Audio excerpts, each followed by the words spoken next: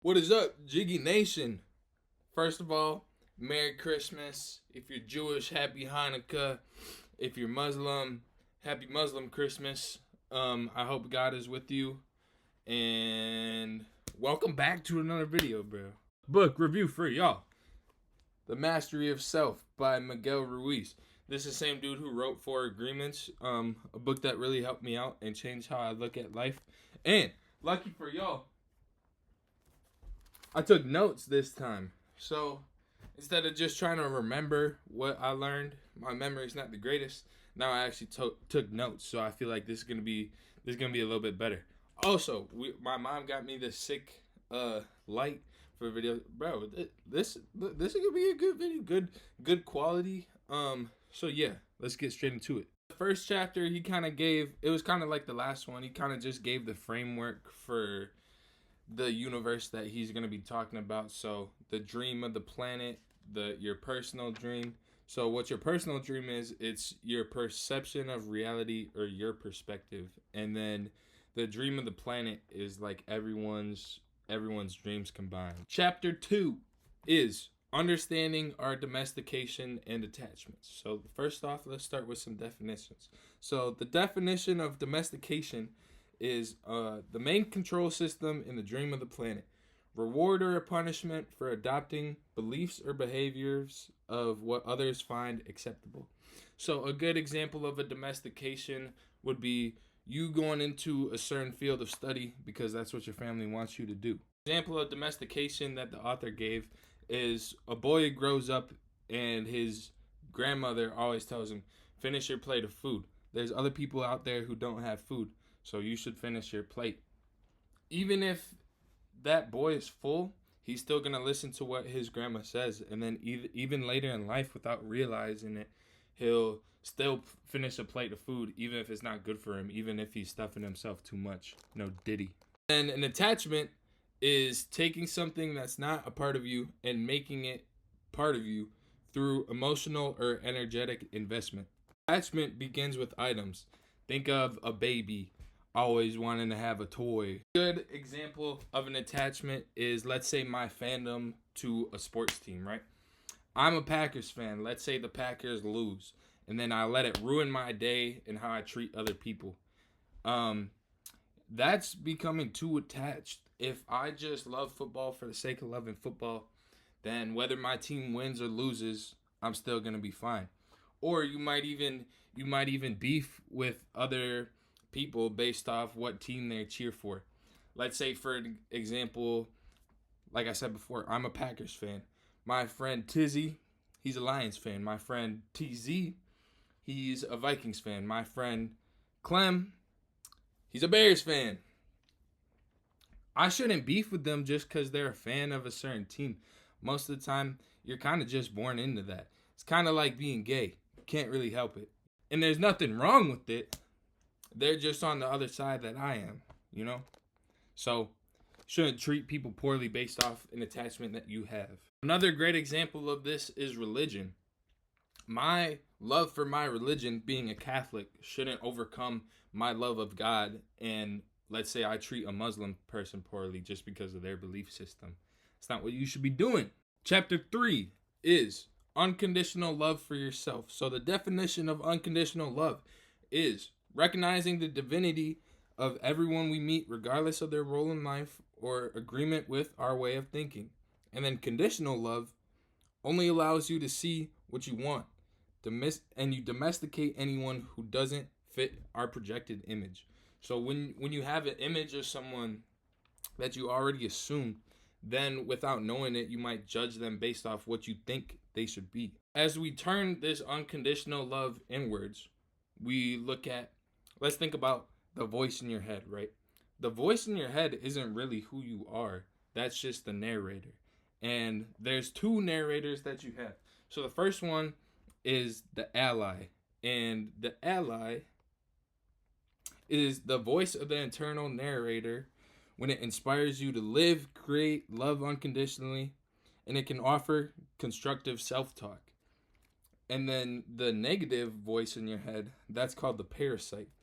And that's the voice of the narrator when it uses your beliefs formed through domestication and attachment to hold power over you, and it places conditions on your self-love and acceptance.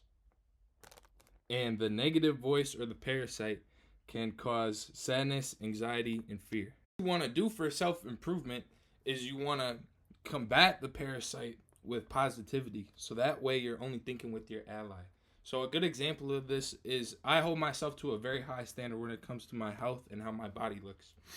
Bro, I have bad body dysmorphia, not gonna lie. I be calling myself fat, all that type of stuff.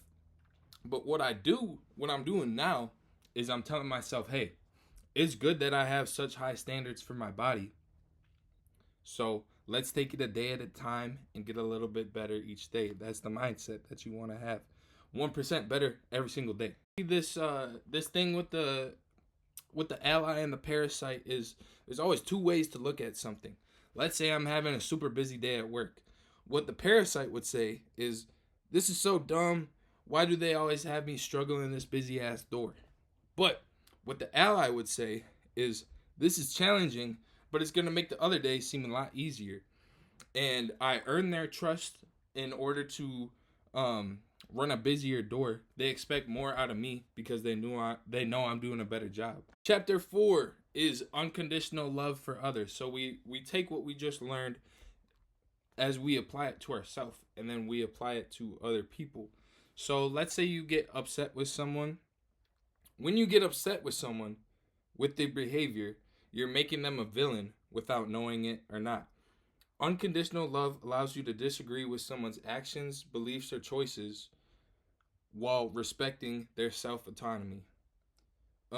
So what we learn with this is your family often shapes how your love is. If you didn't receive unconditional love as a child, let's say your family only gave you love when you performed a certain way. Like let's say you did a good job in school, you did a good job in sports. Then as you grow up, you might not have you might not be able to have unconditional love for others as well as another person may. The religious tie-in to this one would be, as a Catholic, I assume that everyone is made in God's image, right? Everyone, I believe, when they were born, they had the potential to be a great person. And then anything that turned them bad is through human sin or domestication, as we talked about before. So that's having unconditional love for someone in the present moment. But unconditional love also applies to past moments. So a good example of this is holding grudges. You don't want to hold a grudge because you're really just carrying that negative energy with you. And if someone did you wrong, you just want to assume that, as I said before, God made everyone to be great. So if they treated you wrong, that has nothing necessarily to do with them. It's just the way they were treated in the past, maybe. You just got to forgive people, man, because you're not in a place to judge other people. That is God's job, right? Your job is to forgive them, wish them the best, and not hold on to that negative energy. Now we're going to skip to chapter 6. So chapter 6 is breaking the cycle of the automatic.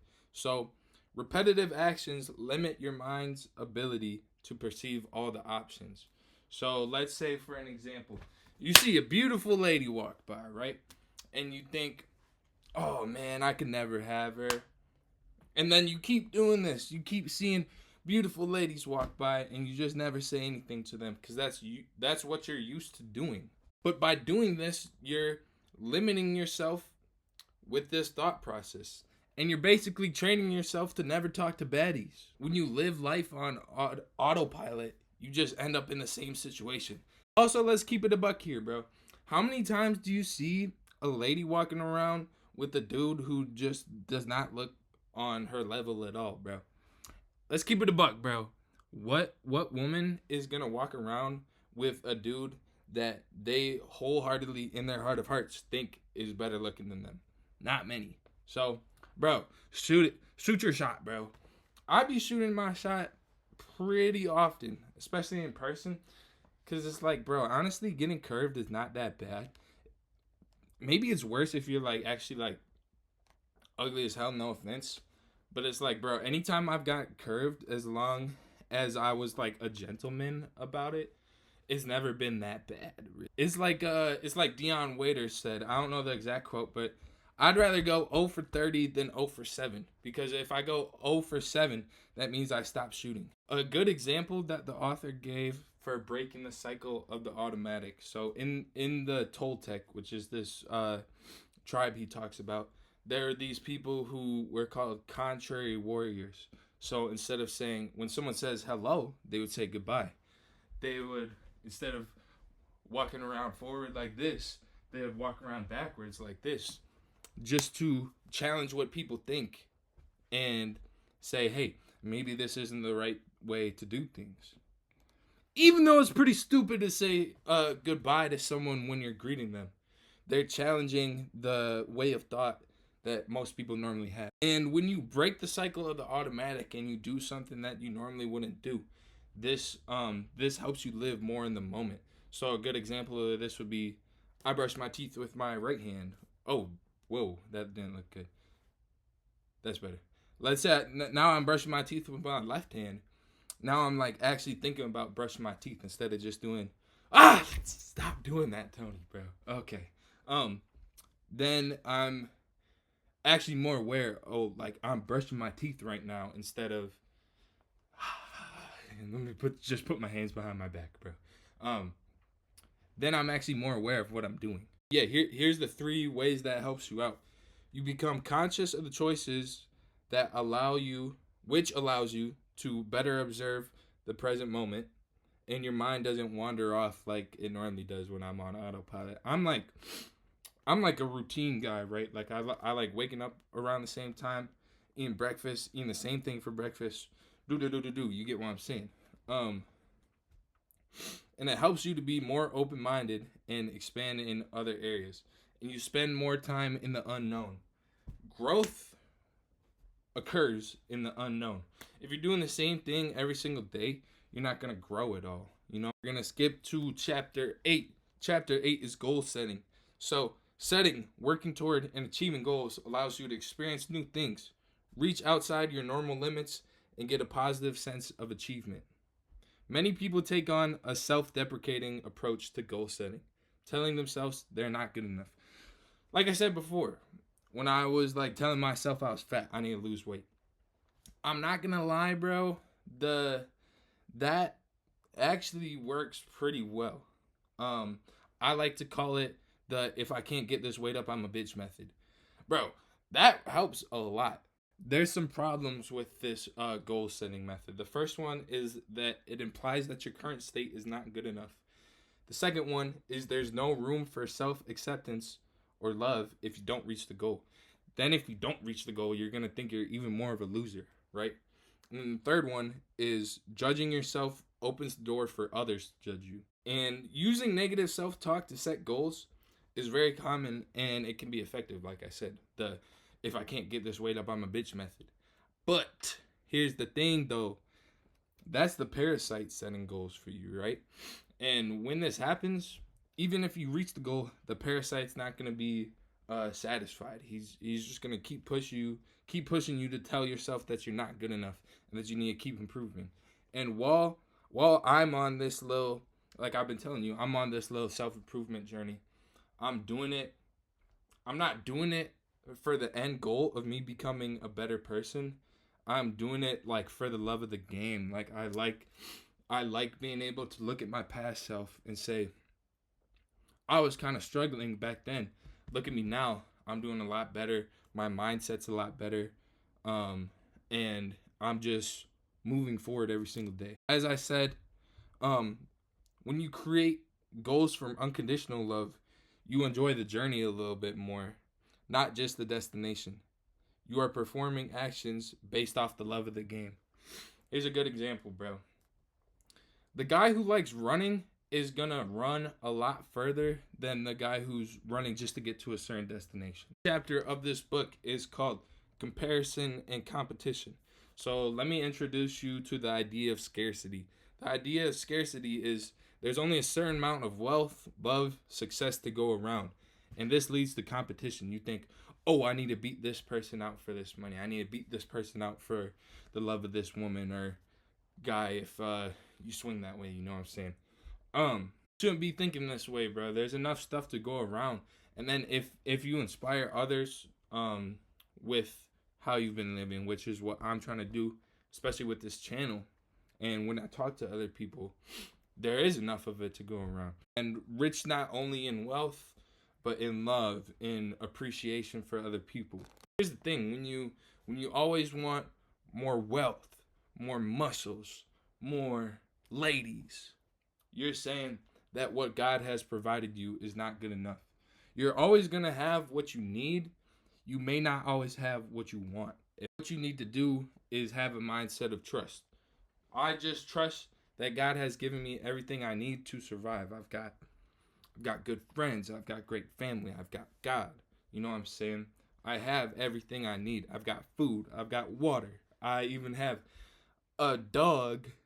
Bro, not to get sidetracked, but dogs are so dope, bro. It's just like this little fuzzy guy that walks around my house and sometimes plays fetch with me. Or he's getting old now, so he kind of just sleeps all day. But let me not get sidetracked. My fault.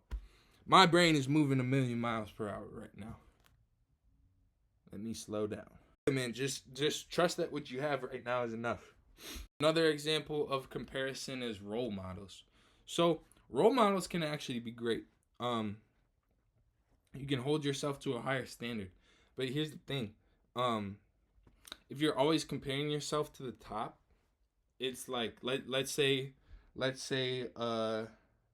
who's someone that's really rich. Let's say I want to be I'm being a YouTuber, right? I'm not really necessarily doing this to blow up or anything.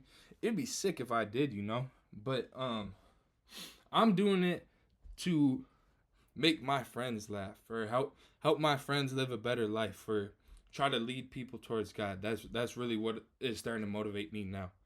But let's say I'm comparing myself to like Mr. Beast or something. Bro, Mr. Beast has what, like 50 million subscribers? If I'm looking at the top and I look at you guys, my 56 subscribers, which is a lot, bro, if we're keeping it real. Like, imagine if there's 56 people in this room right here. That would be a lot of people. But I don't want to compare myself to the top because I'm just going to look at myself as less. Comparison is a thief of joy.